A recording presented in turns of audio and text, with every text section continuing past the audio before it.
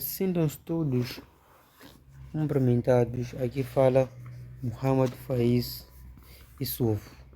E hoje nós iremos falar da norma 15, que fala sobre os recursos minerais.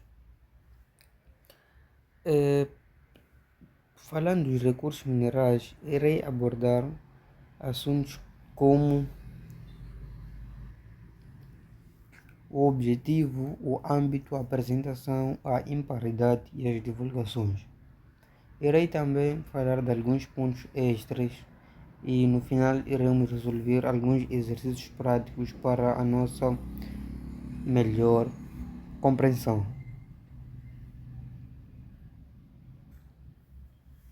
O objetivo. Qual é o objetivo desta norma?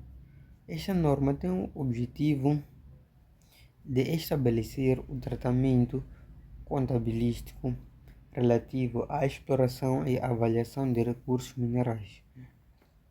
Muito embora esta norma permita a uma entidade continuar a aplicar as políticas e práticas contabilísticas atuais em relação aos dispêndios de exploração e avaliação. Esta norma também exige que as entidades que reconheçam ativos de exploração e avaliação avaliem a imparidade desses ativos de acordo com a presente norma e mensurem qualquer perda por imparidade de acordo com a norma 18, que fala das imparidades dos ativos, que iremos falar desta norma nos próximos vídeos. Um dos objetivos também é divulgar, ou seja, divulgações que identifiquem e expliquem as quantias nas demonstrações financeiras da entidade que resultem da exploração, né, e avaliação de recursos minerais e ajudem a utilizadores dessas demonstrações financeiras a compreender a quantia, oportunidade e o grau de certeza de futuros fluxos de caixa de quaisquer ativos de exploração e avaliação reconhecidos. Agora iremos falar do âmbito. Esta norma aplica-se à contabilização por uma entidade dos dispêndios efetuados com a exploração e avaliação de recursos minerais, mas não abrange outros aspectos contabilísticos relativos a entidades que se dedicam à exploração e avaliação de recursos minerais. Uma entidade não deve aplicar esta norma em relação a dispêndios efetuados antes da exploração e avaliação de recursos minerais, tais como dispêndios efetuados antes, antes de a entidade ter obtido os direitos de explorar uma área específica e depois de terem sido demonstradas a execuibilidade técnica e a viabilidade econômica da extração de um recurso mineral. Também aqui irei falar de mensuração de ativos de exploração e avaliação. Podemos falar da mensuração no momento do reconhecimento, né? Que acho esse tema meio importante do que falar de algumas outras mensurações. Mas quem quiser escutar sobre outras mensurações pode deixar no comentário que eu irei fazer um vídeo só para isso. Mensuração no momento de reconhecimento. Os ativos de exploração e avaliação devem ser mensurados pelo custo. Elementos do custo de ativos de exploração e avaliação. Uma entidade deve definir uma política contabilística que especifique quais os dispêndios que são reconhecidos como ativos de exploração e avaliação e aplicação. Essa política consiste consistentemente apresenta-se a seguir uma lista não exausta de exemplos de dispêndios que podem ser incluídos na mensuração inicial de ativos de exploração e avaliação, que podemos ter a aquisição de direitos de exploração. Isso também podemos chamar de concessão. Estudos topográficos, geológicos e geofísicos, perfuração, tubagem, testes e ativos relacionados com a avaliação de execuibilidade técnica e viabilidade econômica da extração de um recurso mineral. Mensuração subsequente ao reconhecimento. Após o reconhecimento, uma entidade deve aplicar aos ativos de exploração e avaliação ou o modelo do custo ou do modelo de revalorização. Se for aplicado o modelo de revalorização, é o modelo da norma 13, que é dos ativos tangíveis, do modelo 14, que é dos ativos intangíveis, que iremos falar num dos próximos vídeos. O mesmo deve ser consistente com a classificação dos ativos intangíveis ou intangíveis, respectivamente.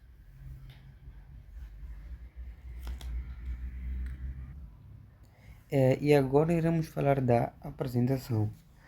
Classificação de ativos de exploração e avaliação. Uma entidade deve classificar os ativos de exploração e avaliação como tangíveis ou intangíveis de acordo com a natureza dos ativos adquiridos e aplicar a classificação consistentemente. Alguns ativos de exploração e avaliação são classificados como intangíveis, por exemplo, direitos de concessão, enquanto outros são classificados como tangíveis, como por exemplo veículos e plataformas, pode ser de perfuração, sei lá, existe um monte de plataformas nessa área. Quando um ativo tangível é consumido no desenvolvimento de um ativo intangível, ou seja, quando temos um ativo e o mesmo ativo é consumido ao desenvolver um ativo intangível, a quantia que reflete esse consumo faz parte do custo do ativo intangível. Ou seja, o custo que nós usamos para produzir um ativo tangível do ativo, o custo a produzir um ativo intangível, do ativo tangível, o custo do mesmo passa para o ativo intangível, para o produzido. Contudo, a utilização de um ativo tangível para desenvolver um ativo intangível não transforma esse ativo tangível no ativo intangível, certo? Reclassificação de ativos de exploração e avaliação. Um ativo de exploração e avaliação deve deixar de ser classificado como tal quando a execuibilidade técnica e a viabilidade econômica de extração de um recurso mineral estiverem demonstrados. Os ativos de exploração e avaliação devem ser avaliados quanto a qualquer perda por imparidade que a existir deve ser reconhecida antes da reclassificação.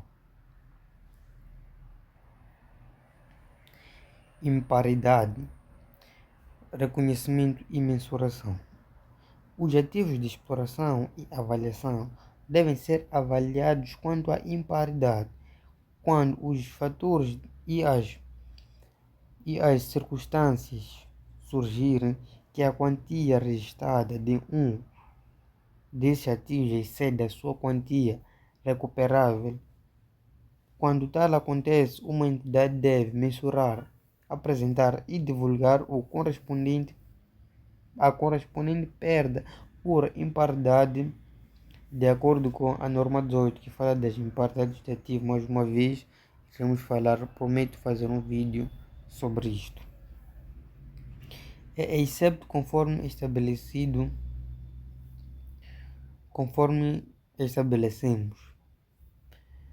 Apresenta-se a seguinte exemplos, não exaustos, né, de fatores e circunstâncias que podem incluir que uma entidade deve testar os ativos de exploração e avaliação quanto a perdas por imparidade, a prazo de concessão ou de exploração numa área específica, expirou durante o período ou vai expirar no futuro próximo e não há perspectivas de renovação. Não estão orçamentados nem planeados dispêndios significativos com a exploração e avaliação de recursos minerais adicionais numa área específica. Isso falando do reconhecimento de mensuração. Agora irei falar de um dos pontos mais importantes que podemos falar, é falar de uma norma, nesse caso, que são as divulgações. Uma entidade deve divulgar informação que identifique e explique as quantias reconhecidas nas suas demonstrações financeiras que resultem da exploração e avaliação de recursos minerais, designadamente as suas políticas contabilísticas relativas a dispêndios de exploração e avaliação, incluindo o reconhecimento de ativos de exploração e avaliação. As quantias de ativos, passivos, rendimentos e gastos e fluxos de caixa operacionais e de investimentos resultantes de exploração e avaliação de recursos minerais. Uma entidade deve demonstrar ativos de exploração e avaliação com uma rúbrica separada de ativos e fazer as divulgações exigidas pela norma 13, que fala dos ativos tangíveis, e pela norma 14, que são de ativos intangíveis, consistentemente com a forma como os ativos estão classificados. Agora passamos para a parte mais importante, que é a parte prática. Trago comigo aqui alguns casos práticos que podem melhor nos fazer compreender esta norma, mas esta norma não tem muitos casos práticos para serem apresentados. Trago comigo algum caso que diz: a sociedade M SA dedica-se à exploração mineira, tendo no decurso do exercício N, ou seja, do ano corrente, ou não, do decurso do exercício N, incorrido nos seguintes encargos. Primeiro, 25.000 unidades marginais. Trabalhos de topografia da Topogeo relativos a uma análise prévia sobre a exploração de uma nova jazida mineral, que está em fase de estudo de viabilidade. Segundo ponto, 3.600.000 utilidades marginais. Aquisição dos direitos de perfuração por um período de 5 anos. 75.000 utilidades marginais. Abertura de valas e perfuração exploratórias de jazida mineral que está em fase de estudo de viabilidade. 15.000 utilidades marginais. Gastos com a formação do pessoal para operar como novo equipamento adquirido para a extração no furo 5, que está em atividade há 3 anos. 5, que é a unidade de caixa pedreira V, ou 5, tem se revelado menos geradora de fluxo de caixa do que o inicialmente previsto quando a empresa procedeu à aquisição dos seus direitos de exploração. No teste de imparidade realizado no fim do ano N, ou seja, do ano corrente, verificou-se que, embora permaneça no ativo da empresa registrado por um valor de 380.000 utilidades marginais, Estima-se com bastante fiabilidade que não será obtido desta unidade um valor de produção superior a 30.000 utilidades marginais. Esse é o nosso problema. E agora trago aqui a resolução do nosso problema.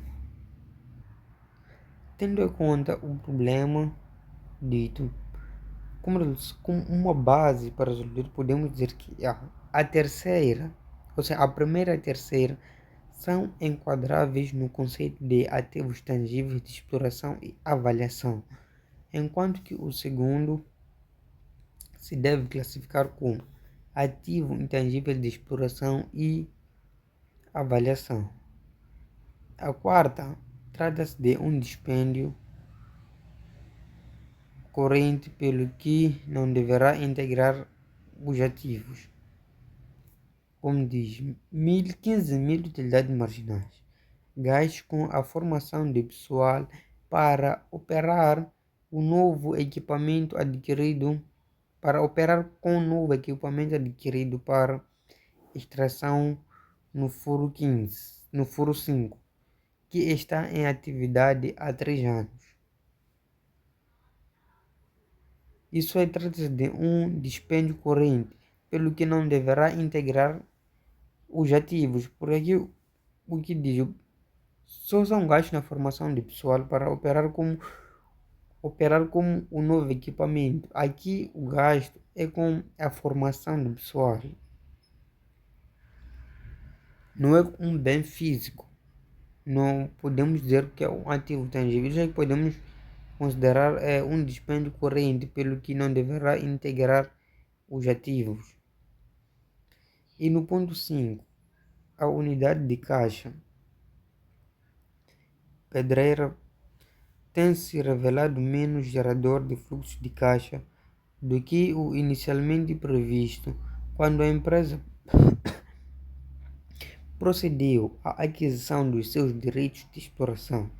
No teste de imparidade realizado no fim do ano N, verificou-se que, embora permaneça no ativo da empresa registrado por um valor de 380.000 meticais e 380.000 utilidades marginais, estima-se com bastante fiabilidade de que não será obtido desta unidade um valor de produção superior ao valor registrado, ou seja, ao valor que permaneça no ativo emprestado por um valor de 380.000, ao valor que permaneceu no ativo da empresa, que é o valor de 300.000 meticais. O valor disto não será obtido, não será superior na sua produção de 300.000 utilidades marginais. Então, da 5 resulta uma perda por imparidade de 80.000 utilidades marginais, que, de acordo com a norma 18, deve ser reconhecida como um custo. Existirem suficientes dados para indicar que, embora um desenvolvimento na área específica será provável que resulte, é improvável que a quantia escriturada do ativo de exploração e avaliação seja recuperada na totalidade como consequência de um desenvolvimento bem sucedido ou por venda. Temos aqui a nossa resolução na tabela. Aqui vem, durante N, dispêndios de trabalhos na topogeo.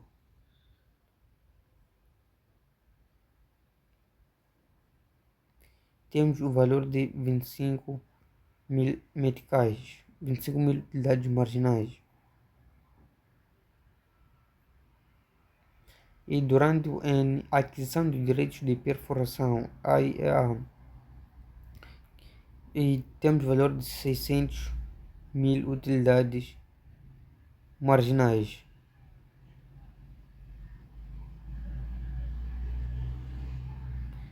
E temos a abertura de valas de perfurações que vai dar o valor de 75.000 utilidades marginais. Temos durante N que tem despesas de qualificação que vai dar o valor de 15.000. E no fim do ano N perda por imparidade temos valor de 80.000 utilidades marginais. Este é o fim da nossa apresentação. Quem tiver alguma dúvida, peço para deixar nos comentários para que nós possamos esclarecer as suas dúvidas, possamos fazer um vídeo exclusivo para responder as dúvidas. Até o próximo vídeo.